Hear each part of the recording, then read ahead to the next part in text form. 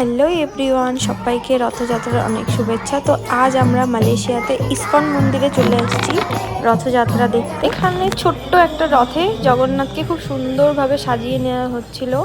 তো খুবই ভালো লাগছিল যে এখানে এসেও আমরা রথযাত্রা দেখতে পাবো। তো মানে ভাবতেই পারিনি যে এত বড় একটা সৌভাগ্য হবে।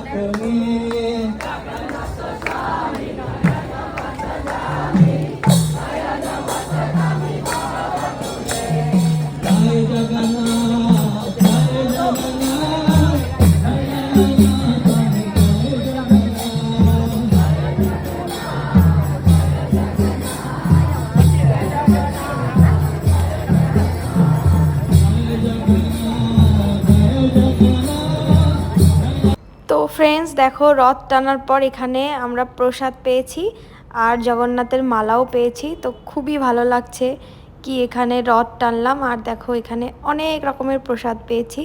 তো খুব খুব খুব ভাল লাগছে। তো সত্যি মানে বিদেশে এসেও যে রথযাত্রা দেখতে পারবো এটা অনেকটাই সৌভাগ্যের। তো সবাইকে হ্যাপি রথযাত্রা।